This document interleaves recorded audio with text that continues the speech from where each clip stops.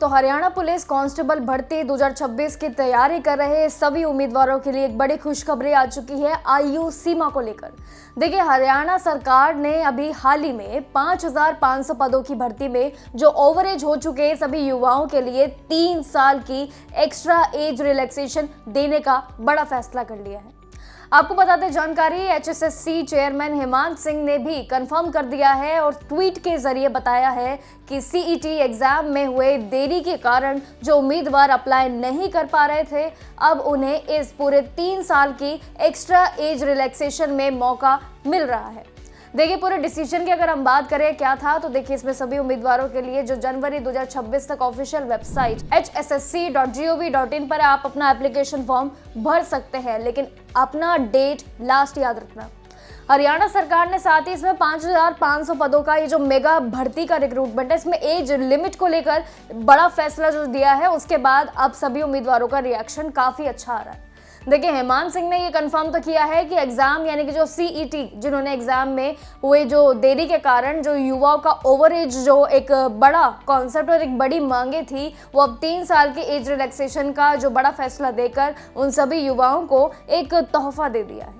वहीं general category के लिए मैक्सिमम एज आपकी 25 साल से बढ़ाकर अब 28 साल कर दी गई है, जबकि रिजर्व कैटेगरी की बात करें तो उनका पहले से ही मिलने वाली यानी कि 5 साल की जो छूट है, इसके साथ अब टोटल देखा जाए तो 8 साल की राहत मिल सकेगी। देखिए, जो उम्मीदवार एज की वजह से फॉर्म नहीं भर पा रहे थे, वो अब 25 जनवरी 2026 की ये डेडलाइन तक भी hssc.gov.in की ऑफिशियल वेबसाइट पर जाकर अप्लाई कर सकते हैं, वो भी बिना किसी देरी के।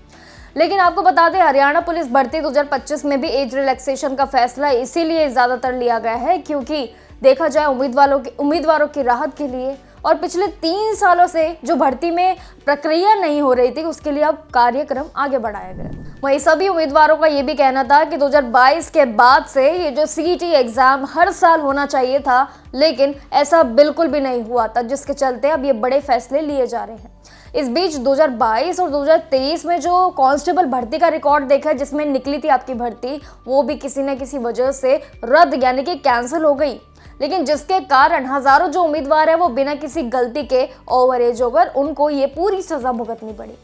उम्मीदवारों ने यूपी पुलिस भर्ती का एग्जाम्पल देते हुए भी उन्होंने बताया कि इसमें CM नायाब सिंह सैनी ने जो है गुहार लगाई और उन्होंने भी 3 साल के एक्स्ट्रा छूट मिले ताकि ये सभी उम्मीदवारों को उनकी बड़ी राहत मिल सके।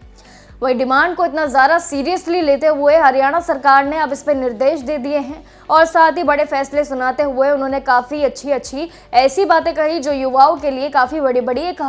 मौके भर्ती को लेकर देखें तो वो काफ़ी बन सकते हैं। लेकिन उन्होंने ये भी साफ कह दिया है कि जो आखिरी तारीख है उसके चलते ही आपको पहले ही अपना एप्लीकेशन फॉर्म फिल कर देना है, तो इसलिए आयु सीमा बदल गई है। कैलकुलेशन समझ लेना, किस किस कैटेगरी के हिसाब से, किस किस एज लिमिट के हिसाब से आपकी आयु सीमा बदली है, ये सभी जानकारी आपके लिए इस वक्त पर बहुत जरूरी है क्योंकि डेट बहुत करीब आ रही है फॉर्म फिल करने की, और ये जानकारी के रहते ही आप सही तरीके से फॉर्म फिल कर पाएंगे। अगर नहीं पता लगाया तो आपका फॉर्म रिजेक्ट हो जाएगा।